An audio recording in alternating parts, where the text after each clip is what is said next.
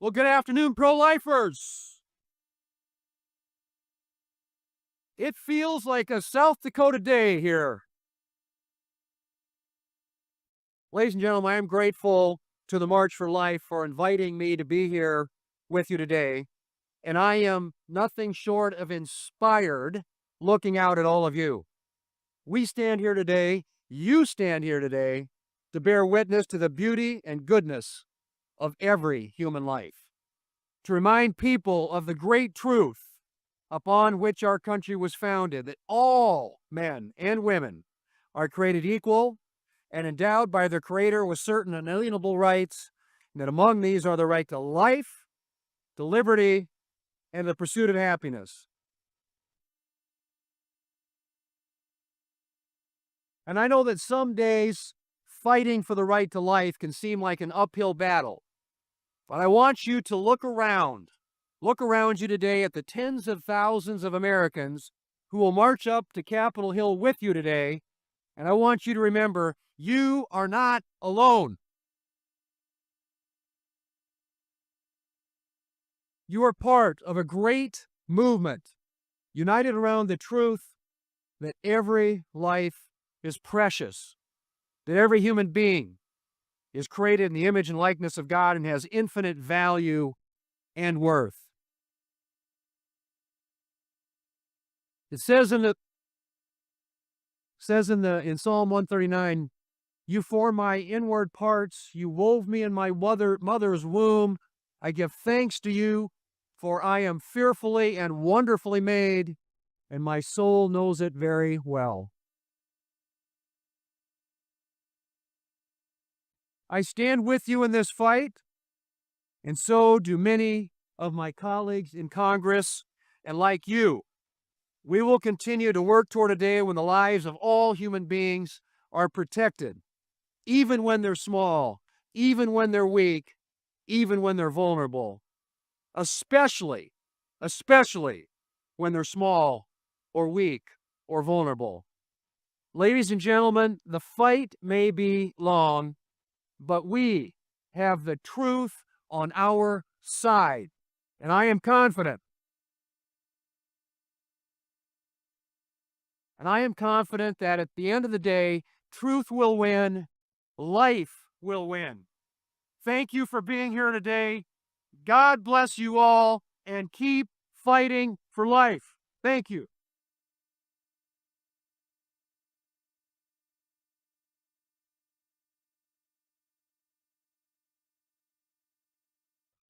Good morning or afternoon. We're so glad that you've joined us here in Washington, D.C. Thank you for making the trip. It really is a great encouragement to all of us to see all of you, so many pro-life Americans here to stand and march for the sanctity of human life. I stand here with these colleagues of mine, these leaders for life, and it means so much to us to see all of you. For 52 years, this event has united millions of pro-life Americans just like us for the common purpose that we believe that every child has the right to life. For 2 decades before I was elected to Congress, I served as a constitutional law attorney, and I litigated cases to defend our fundamental freedoms like religious liberty and the sanctity of human life. And now in this role that I have as Speaker of the House, I'm working to defend those freedoms in a different way. And the good news is there are many leaders here in Congress, just like the ones standing behind us here, who are committed to doing that same thing. And of course, my friends, it is a new golden age in America, and now we have President Donald J. Trump back in the White House.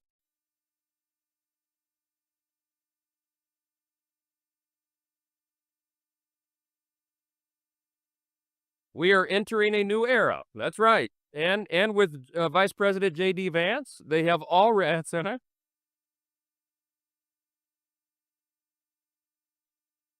This new White House has already shown its resolve. As one of his first official acts, President Trump just freed and pardoned nearly 24 wrongfully imprisoned pro-life activists.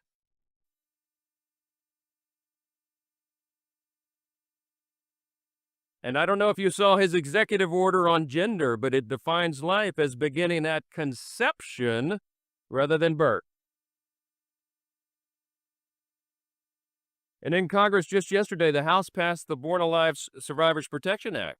It is a matter, that's right, it's a matter of basic humanity to ensure that a child who survives an abortion attempt should be cared for as he or she is lying on the table gasping for breath.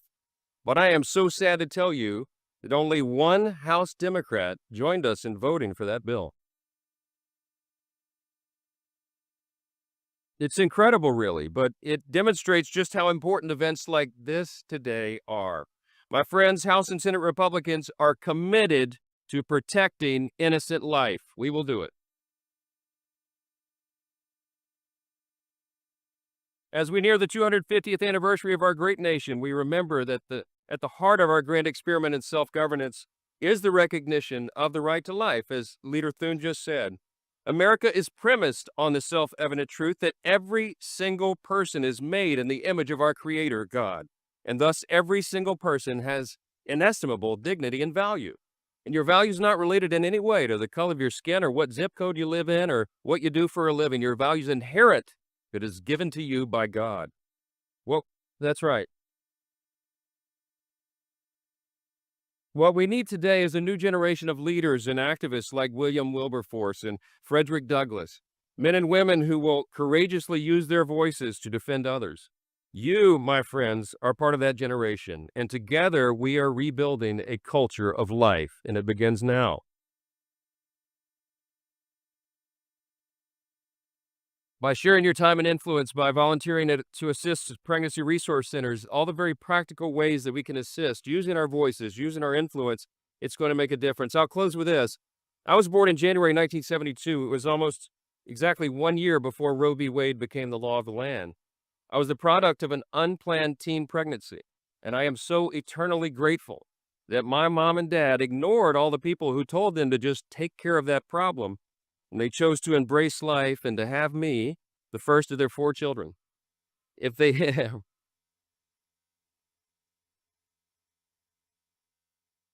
it's a simple fact, a very simple fact. If they had not done that, then I would not be here. And I often wonder who else we have missed and what those individuals might have contributed to our society and our world, but they were just never given the opportunity.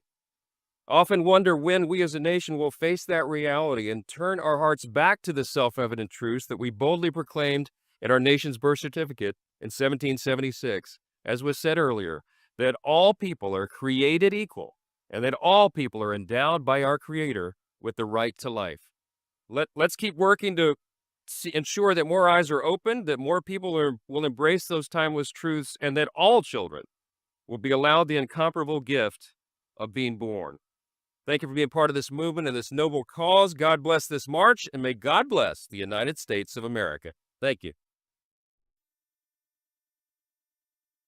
Well, thank you for marching for life. I kind of feel like we have a lot of momentum. So there's this issue that the president has introduced, which I'm supportive of, to say the Constitution doesn't give birthright citizenship to people that are here illegally. I think that's the decision of the Constitution, but it's interesting. Not everyone likes that. And so the New York Times had a hit piece going against this. And here was their headline: "Undocumented women ask, will my unborn child be a citizen?" So the New York Times is admitting it's not just a clump of cells. Let's welcome the New York Times to the pro-life movement. Wow.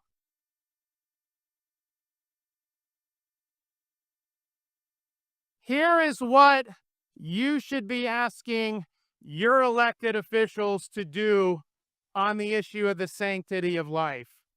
Show courage in defense of the unborn. That's what we need from the people that we elect to the office. The sanctity of life does not depend on poll results. It doesn't depend on which way the wind is blowing.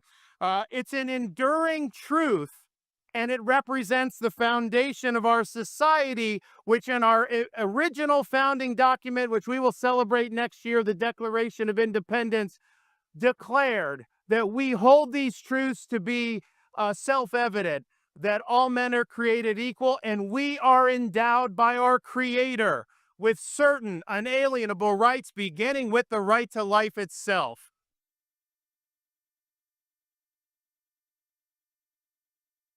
And I remember when Dobbs came down, it was a big victory for the pro-life movement, but a lot of people didn't necessarily know, what were you going to do? What was the left going to do? There were all these things going. And what the left did is they poured hundreds of millions of dollars into these ballot initiatives. And in 2022, they swept the country. I think they won every single ballot initiative in favor of, many times, abortion on demand until birth. So we then, in 2024 cycle, we were facing in Florida one of these initiatives in our state, and it was very deceptively worded. But when they polled it, 75% of Floridians were in favor of it. Even though the language was misleading, they got it on the ballot. They put $120 million into enacting this as part of our Constitution. The media was behind them 100%. Now, this would have been the most radical amendment in the nation. It would have led to 40,000 abortions in Florida every single year, and would have made Florida the epicenter for abortion tourism, because we're in the Southeast, which is the most pro-life part of the country.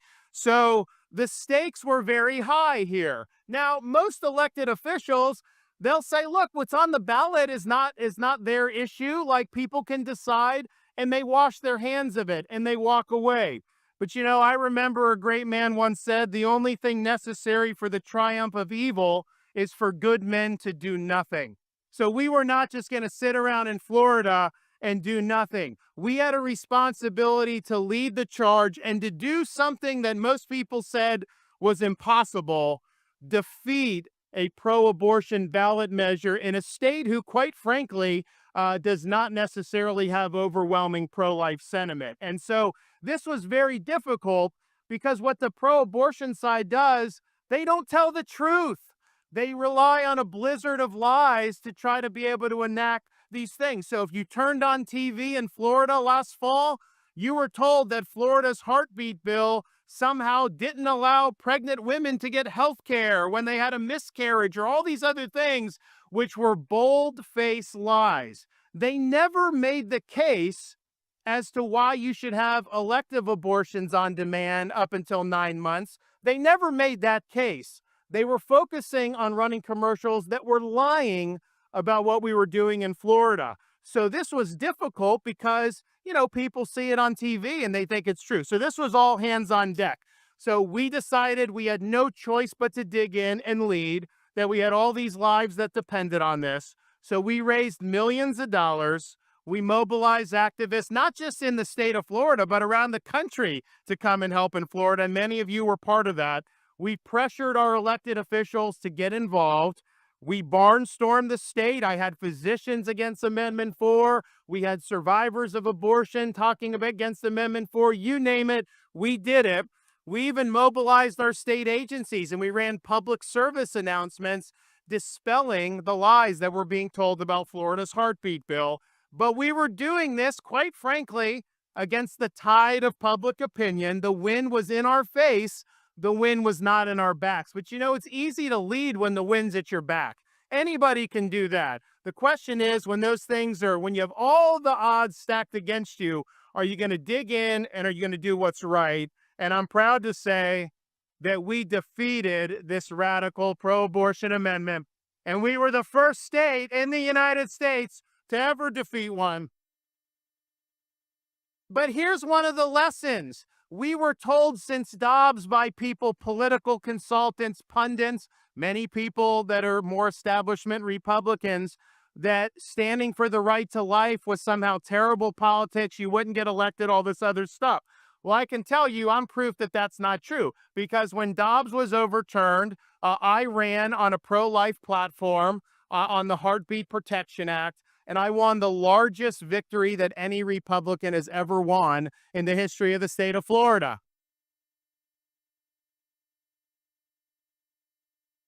And I can report to you now, years later, not one single member of the Florida legislature has been defeated for voting for Florida's Heartbeat Protection Act. Not one has been defeated as a result of that. And even more so, to show you the politics isn't what they say, since I signed Florida's Heartbeat bill a couple years ago, we have gained 800,000 registered Republicans on the Democrats since we signed the legislation. So don't let the naysayers say that you got to toss away these important convictions and that you shouldn't stand for the right to life. We showed how it can be done in the state of Florida. You know, we're proud that in the last 6 years since I've been governor, on issue after issue, we have defeated the political left, getting rid of DEI, beating them on illegal immigration, doing all these different things to the point where Florida is now known as the state where woke goes to die. But let me tell you, since we were able to beat Amendment 4, Florida is not only the place where woke goes to die, it's the place where babies go to live. Thank you. God bless you. Keep up the great work. Ginny, thank you so very much. And Jenny, thank you. The March for Life Committee, what an amazing march, and you do it with such just power. And all of you here today, thank you so much. You know, I met my dear wife, Marie, 52 years ago in the pro-life movement. So to you young people, it can become a dating service. And we've been working the pro-life issue ever since. But from that perspective, both Marie and I have never been more hope-filled than we are today. Thank you, all of you, for being here. Today's March for Life, in our opinion, is an engraved invitation to each and every one of us to seriously recommit and rededicate ourselves to the defense of the weakest and the most vulnerable. To recommit with love and compassion, even for our opponents who don't wish us well. To tangibly assist women, especially through the extraordinary work of pregnancy care centers, in order to protect their precious babies, but also to protect their lives. Thank you, Knights of Columbus, for getting so many ultrasounds into those pregnancy care centers. And their Marist poll just found that 83% of Americans, and I hope the media will take note, support pregnancy care centers. Pregnancy care centers, as all of you know, are under siege by some politicians, but especially by Planned Parenthood, or should I call Child Abuse Incorporated, an organization that has killed over 10 million babies in their clinics. We must end all taxpayer subsidies to Planned Parenthood. Today, we recommit to exposing abortion methods, which the other side never wants to talk about, to a society that has chosen to be blind to the realities of brutally dismembering helpless babies with sharp curettes, knives. And the kids, as we know, feel pain from at least the 12th week on as they're being dismembered. And also the poisoning of babies by literally starving them to death with the abortion pill.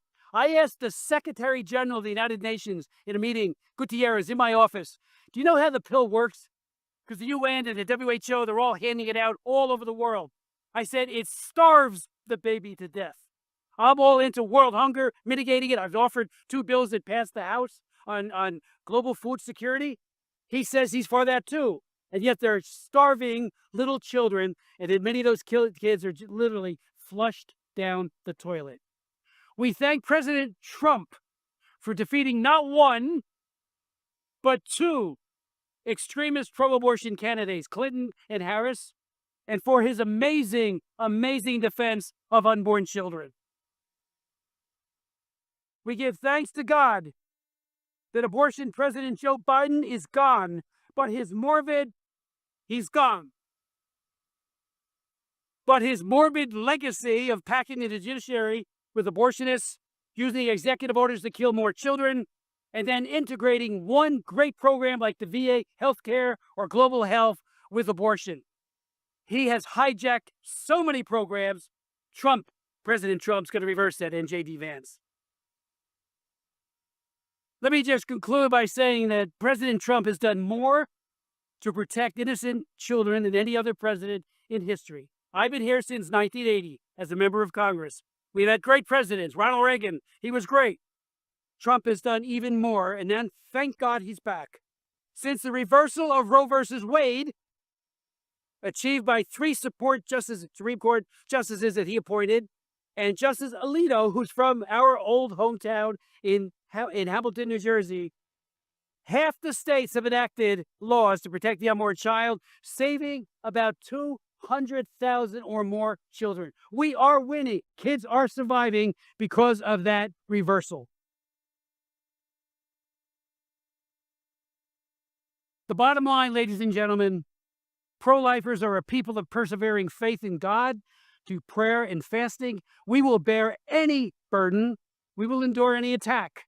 We know that the cruel injustice of abortion need not be forever, and that each day, despite setbacks, many unborn children and their mothers have been protected, and they're thriving. We have hope, and we have just begun. Thank you. Woo! I am so blown away seeing so many of you here. I am incredibly honored, and I am so excited.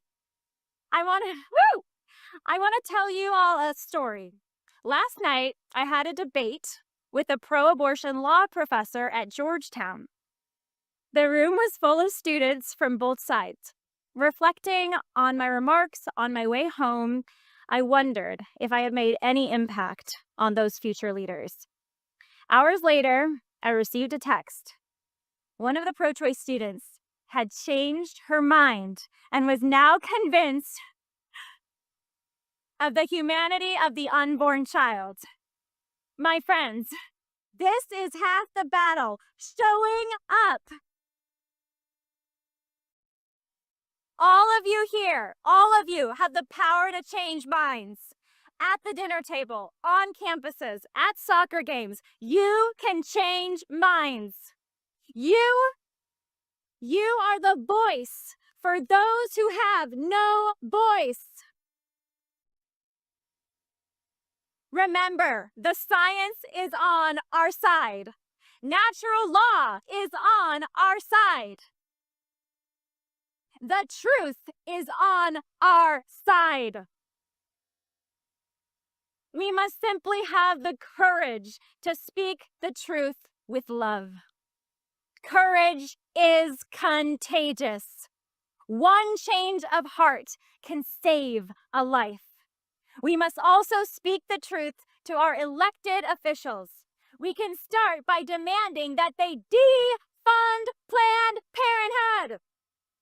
It's time. Give that $700 million to pregnancy resource centers instead. And most importantly, we must urge our elected officials to abolish abortion. Abolishing abortion is the most important human rights cause of our time. 1 million of our unborn brothers and sisters are killed every year by abortion. I am so inspired by the incredible love and heroism of Joan Bell, who I believe is here today, and all the other amazing pro-life activists who were granted their freedom yesterday thanks to President Trump and baby Vance. Thank you, Vice President Vance and President Trump. We can usher in a new golden age for America when we protect every life from the moment of conception. This is our moment. I am so proud of all of you, and I'm so proud of what our nation is and will become by God's grace. Make America pro-life again. Thank you.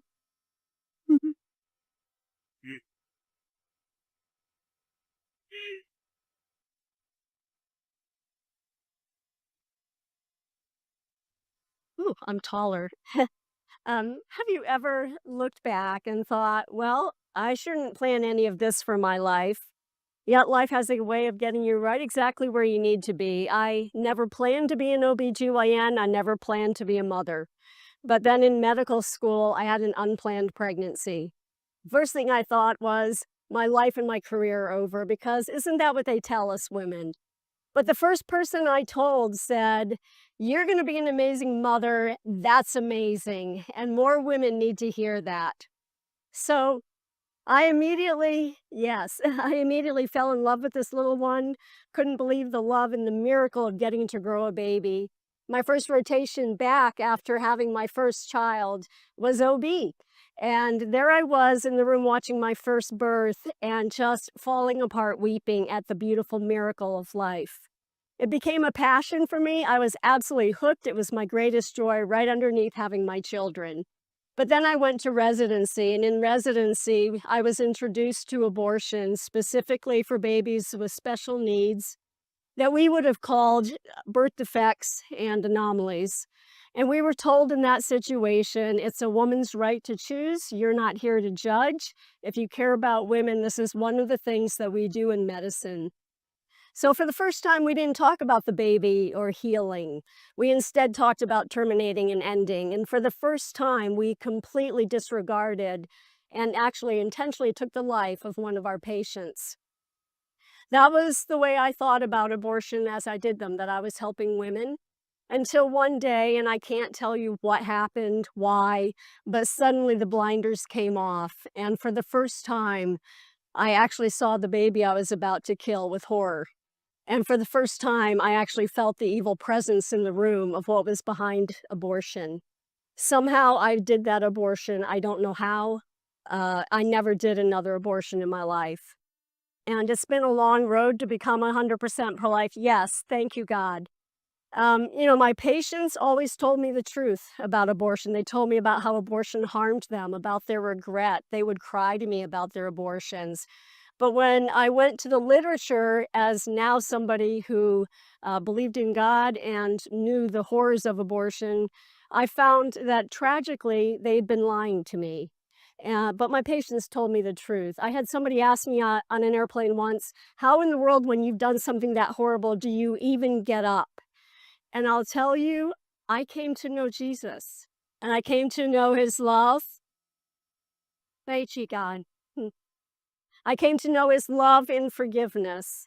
And so only because of Jesus can I stand up in front of you today. And only because of Jesus can I tell people the dignity, the humanity, and the amazing miracle of babies, and that abortions not only take innocent lives, but they harm women too, and they harm all of us. So I am here today. If you've had an abortion, as an abortionist, I want you to know how sorry I am.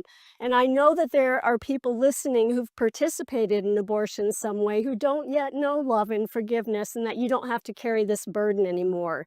And to you, I say, please contact me. I would love to talk with you, the American Association of Pro-Life OB-GYNs. And this is why I march. Life is an incredible, beautiful miracle. And God's grace is available for every single one of us. God bless you.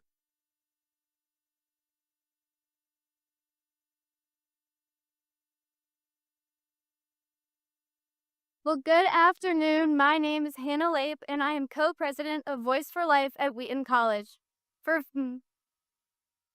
40 years, Voice for Life has existed to build a culture of life on Wheaton's campus and to serve local moms, babies, and families.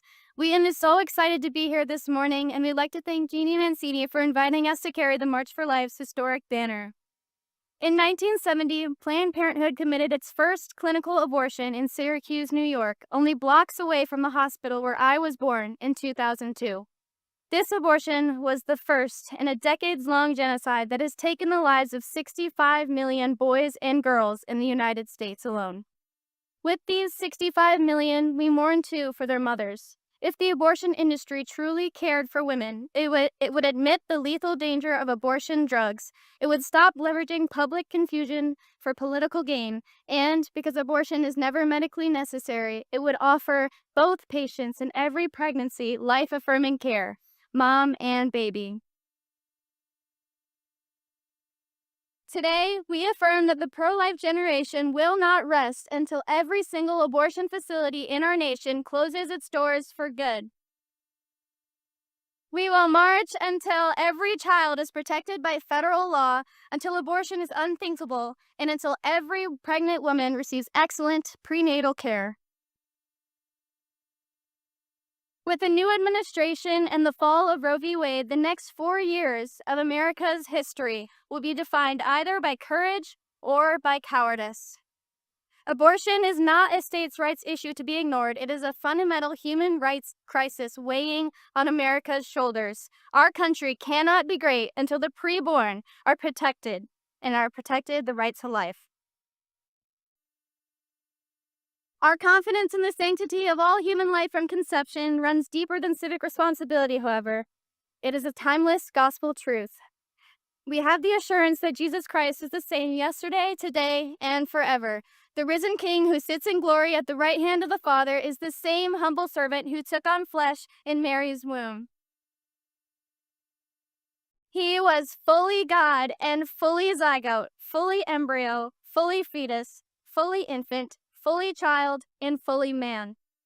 And so, we celebrate today that every preborn child is knit together in the image of God, and we ask our nation to defend their constitutional right to life, not just for those who are healthy, wealthy, wanted, convenient, or respected, but for every child.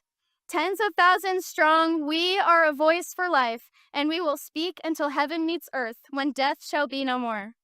Thank you. Are there any mama bears here today? Let me hear you if you're a mama bear. You know that mama bear comes out when someone messes with your kid, right? Let me tell you about when I became a mama bear. I was 5 months pregnant, but I wasn't excited. I was terrified. We had been told that our baby girl had Edwards syndrome, and this is a condition they said was incompatible with life. So I was meeting with a specialty doctor because I needed information. I needed hope. I needed someone to show me a path through this. And instead, this is what I heard. So, you're here to talk about your retarded daughter. He went on to say that if she survived, she would be a drain on the family, mentally, emotionally, and financially. Well, let me tell you, Mama Bear woke up. And something changed in me that day. And it changed the course of our whole journey. Because as Mama Bear rose up, so did hope. A fierce love swept over me, driving me to find the tender care that my baby needed. And look, Verity is here with us today. She is about to celebrate her 8th birthday. Yeah, she is such a gift from God. Now, I'm not going to sugarcoat anything. This has not been an easy journey. But as we began to find our new normal, we started reaching out to other families who were on this journey. And over the last few years through our nonprofit ministry, we have been building an army of mama bears rising up to fight for these precious kids. Because these mama bears are told over and over that abortion is the logical next step after they get a prenatal diagnosis. But these mama bears need hope. They need to know that there are people and resources to help them. And most of all, these mama bears, they need to know that their baby bears are a gift from God who deserve to be celebrated. I want to invite you to join the Mama Bear movement. You can learn more and get connected with our ministry at mamabearcare.org. And this is where we advocate for fierce love and tender care. So why do I march for life? I march for life because Verity deserves to be celebrated. Why do we all march for life? Because we know that every mama bear and every baby bear deserves to be celebrated. Thank you.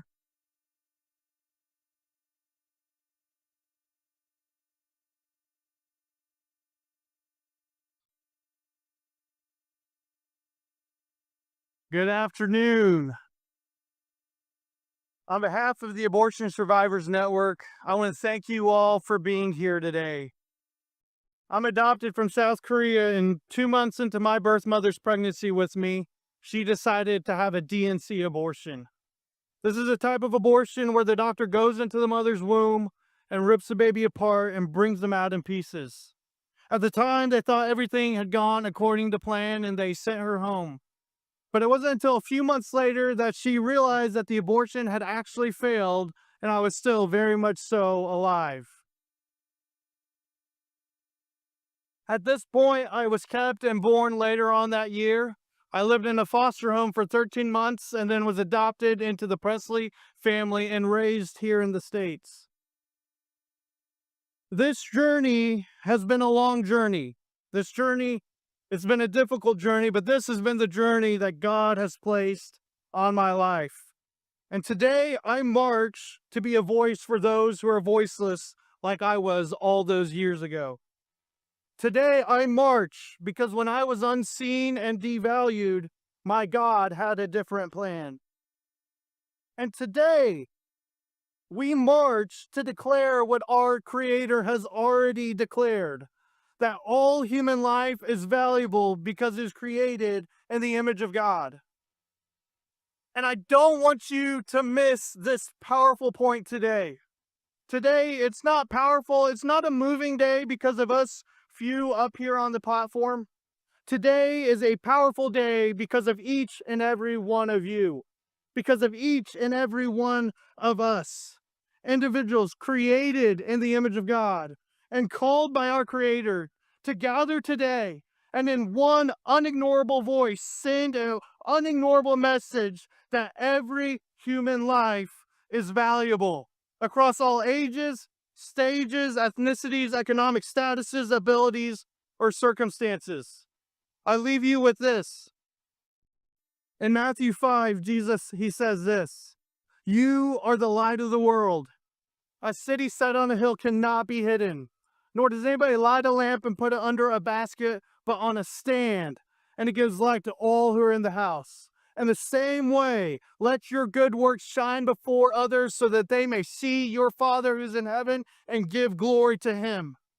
Today, we are shining brightly, and may we continue to shine every day for the glory of our Creator. Thank you, and God bless. Aloha! Woohoo! Woo! We are here to celebrate life, the God-given beauty of children and life and the next generation. Oh, my life has had many turns that I couldn't have foreseen or planned myself. And I think all of us have that at one moment or another. But at just 13 years old, when I lost my arm, I thought, I can't surf with one arm. My life felt upside down, confusing. I felt like everything was chaotic. I didn't know what my future held. I needed hope. Someone came alongside of me and gave me hope that I could surf with an arm. They gave me a hint of inspiration that I could do it. And that gave me the courage and bravery to do what I hadn't seen anyone else do, surf with one arm. It ignited a desire in me to try something that I hadn't seen anyone else do. Fast forward, let me share something deeply personal with you. I remember the moment when I first had my very first pregnancy test. I had a similar fear. I didn't think I could do it. I don't know where that came from. I came from a great family, a Christian household. I was married to a wonderful man. And all of a sudden, I was rejecting this God-given gift and beauty that was only a blessing. What made me think that I wasn't ready? I was at the height of my career. We so often put our career before our children, our family, our loved ones. But still, just like the woman struggling to want to keep her baby, I had similar struggles. And it's humbling now when I look back on that. But the society and culture is so strong, filled with so many lies, and we're all hearing it. I believe that even though everyone here is pro-life, Some of you may even struggle with this at some point. None of us are above that. These people aren't inherently evil, they're just being fed lies. And the more they hear these lies, the more they believe them. Now imagine, I had all the support in the world to bring this life. But imagine the woman who doesn't have all the support in the world. She's struggling to have hope that she can do it. She's being fed these lies that she can do it and that life has no value. She's scared, she's alone, she's overwhelmed, she feels like her life is upside down. She's being told that death is better than life. But who are we to choose death on behalf of someone else? So here's what I've discovered, and I hope that you here today can help spread this message of hope to all the young women who need to hear this. And maybe even more important, to raise up a generation of young men who can come alongside and do the right thing to serve that woman in the way that she needs. We need strong men. Come on, boys, let's hear it.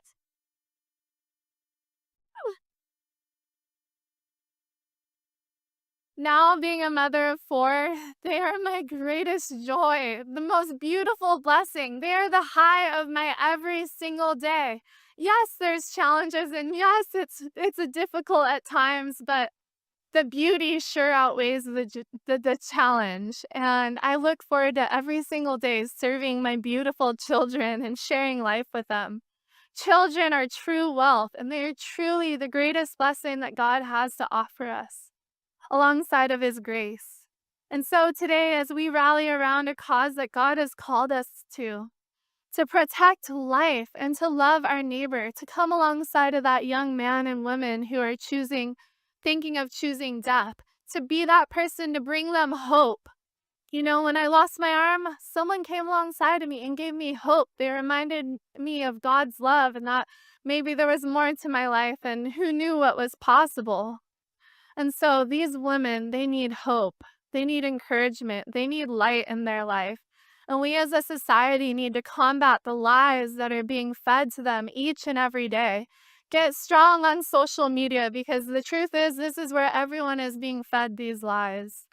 And so, to all the women who feel like they're not ready for this, let's be a reminder to them to be willing to try and to put themselves out there to do what seems impossible.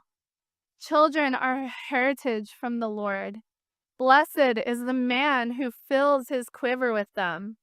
So, as we march for life, the greatest gift of all, let us send a message of hope and love to the moms and mothers to be, and to the fathers, that they too can say to themselves, I don't need easy, I just need possible.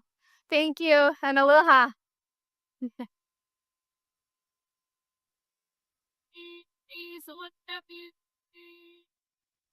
Okay. Okay, and now I'd like to announce a very special video.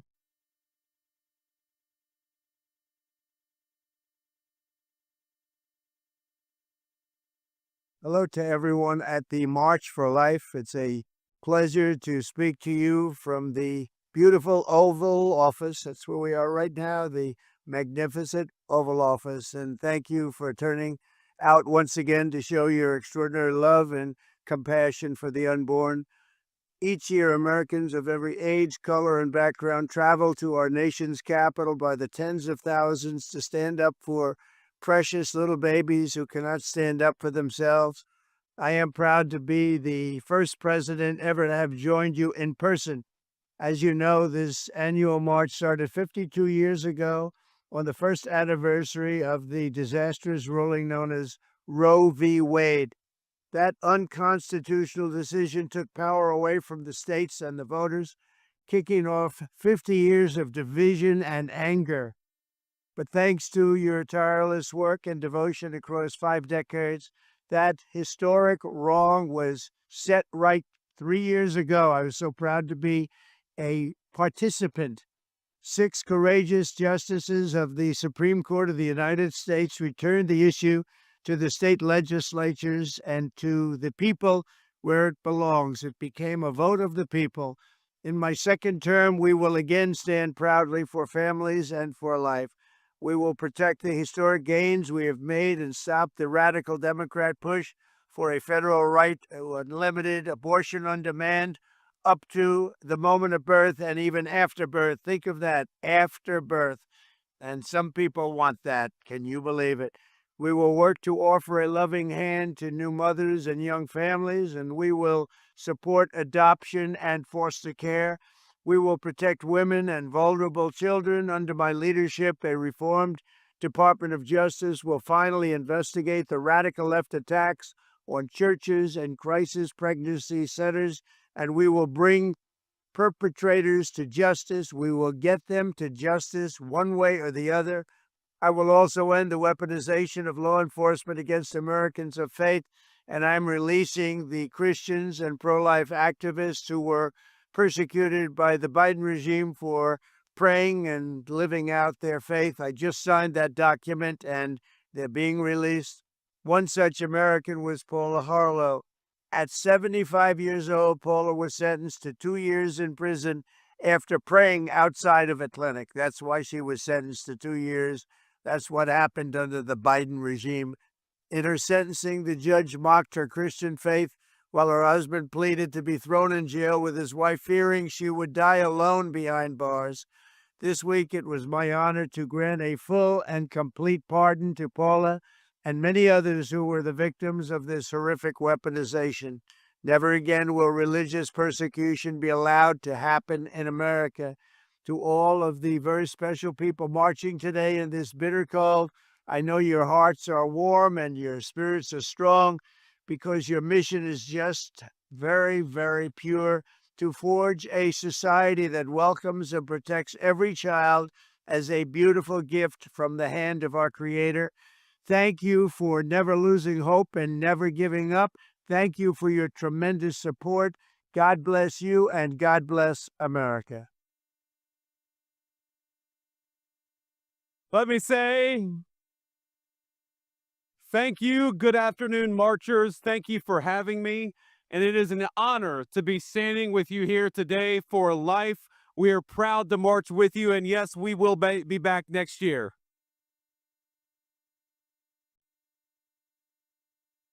The excitement, the passion, the unwavering conviction that every single person here on the National Mall clearly feels. It is deeply moving to me and means more to President Trump and I than I could possibly say.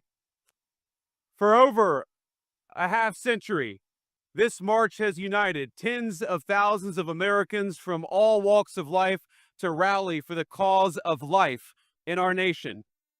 It is the single largest gathering in the world to celebrate our movement, the victories we've fought so hard for, and yes, the victories yet to come. And I want to personally welcome all of you who have traveled from far and wide to our nation's capital. Thank you for your dedication, and it is an incredible crowd, and it's great to see you today.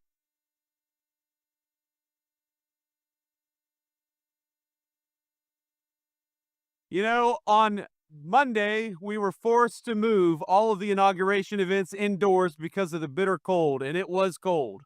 But you guys, and it's cold today, here you are outside in an especially frigid January.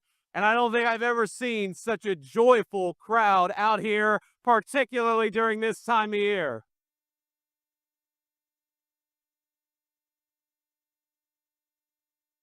Now, as you all know, the event theme this year is life, why we march. And there are obvious answers to the implicit question it poses. We march to protect the unborn.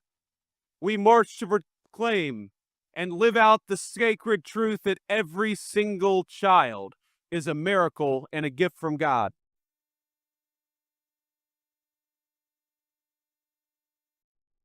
Now, each time Usha and I welcomed our own children into the world, we saw firsthand the indescribable beauty of new life. And yes, as you can see, sometimes the behavioral challenges that we had on Monday, but they were good. They were good. And watching all three of our kids grow learn, and become who they are today has been the single greatest blessing of our lives. Now, every parent here knows that feeling, that awe at a newborn child. It is our responsibility to cherish and to protect it. But thinking about the question of why we march, there are also some subtler, but equally more important answers to that question that I want to reflect on today. Now, the task of our movement is to protect innocent life. It's to defend the unborn, and it's also to be pro-family and pro-life in the fullest sense of that word possible.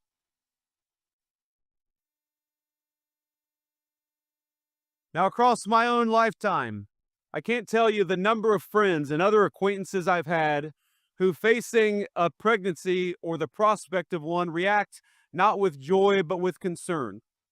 They wonder, how can they afford it? What will it mean for their education, their career, their relationship, or their family? And I know how many of you in this crowd have devoted immeasurable time and resources to help answer those questions and to lend a hand to young people facing a moment of desperation. But by and large, our society, our country, has not yet stepped up in the way you have. And our government certainly has failed in that important responsibility. We failed a generation not only by permitting a culture of abortion on demand, but also by neglecting to help young parents achieve the ingredients they need to live a happy and meaningful life. A culture of radical individualism took root, one where the responsibilities and joys of family life were seen as obstacles to overcome, not as personal fulfillment or personal blessings. Our society has failed to recognize the obligation that one generation has to another is a core part of living in a society to begin with. So let me say very simply, I want more babies in the United States of America.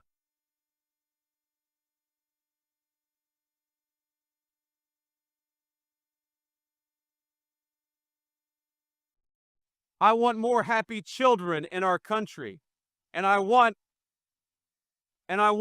beautiful young men and women who are eager to welcome them into the world and eager to raise them.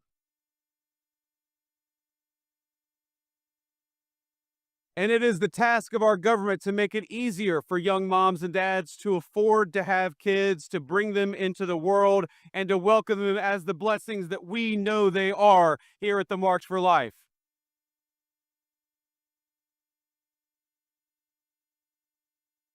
Now, it should be easier to raise a family, easier to find a good job, easier to build a home to raise that family in, easier to save up and purchase a good stroller, a crib for a nursery. We need a culture that celebrates life at all stages, one that recognizes and truly believes that the benchmark of national success is not our GDP number or our stock market, but whether people feel that they can raise thriving and healthy families in our country.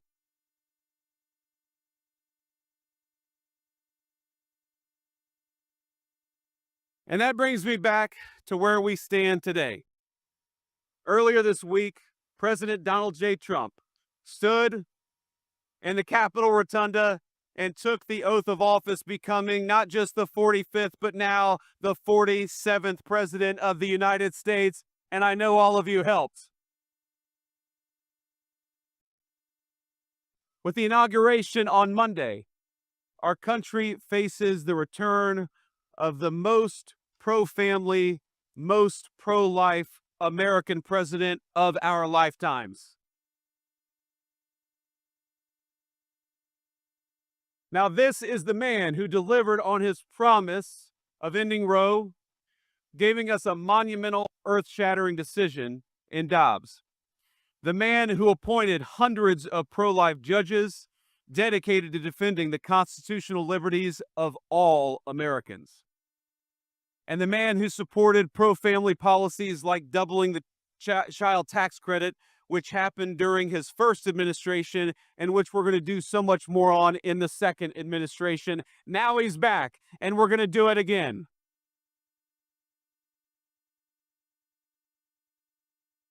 Now, yesterday, President Trump issued a strong endorsement of the Born Alive Abortion Act, ensuring that those babies who survived botched abortions enjoy the equal protection under law, which is the obligation of every citizen to enjoy in this country. With his return to office, no longer will the federal government direct FBI raids on the homes of people like Mark Houck and other Catholic and Christian activists who are fighting for the unborn every single day.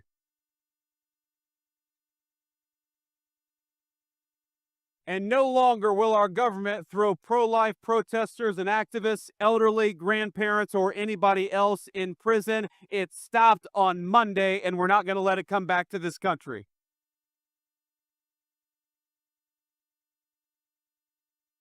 Instead, and I know you all saw the news, the 47th president has already issued pardons to those unjustly imprisoned.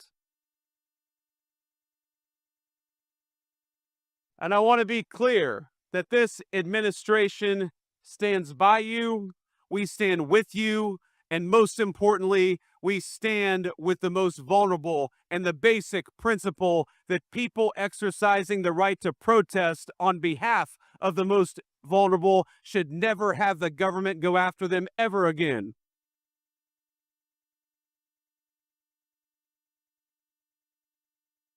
Now, the crowd assembled here in this incredible national mall provides an extraordinary example for our nation. You donate to diaper banks, you help find housing for those in need, you help fund the crisis pregnancy centers that give help to young women and young men in a time of crisis. You guys are the beating heart of the pro-life movement, and you've saved many lives already, and you're going to save more again.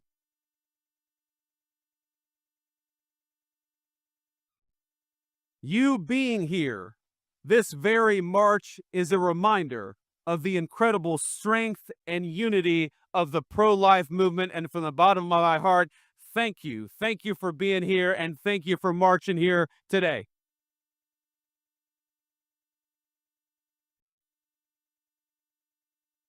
And most importantly, in your works, you remind us that the March for Life is not just a single event that happens on a frigid January day. The March for Life is the work of the pro-life movement every single day from this point forward.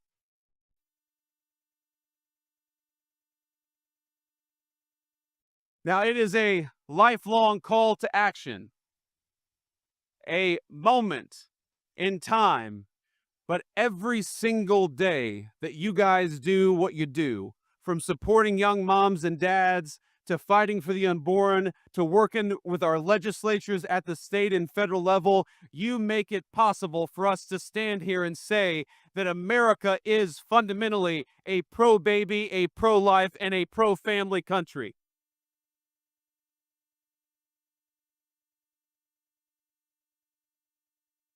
Now, I hesitate to give you all advice because I can see there are young and old people who have been in the pro-life movement, some of you for longer than I've even been alive, and I'm grateful to you.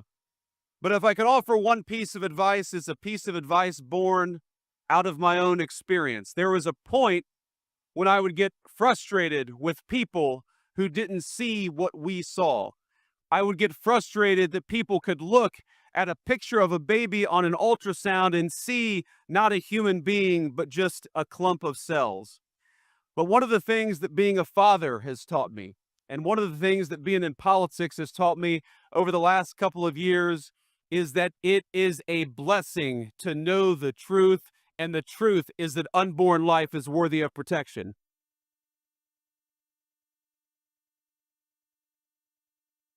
So please go forth, not with frustration, but with joy. We are joyful to march for life. We are joyful to know that that picture on an ultrasound, that is a picture of a baby with hopes and dreams and potential to come.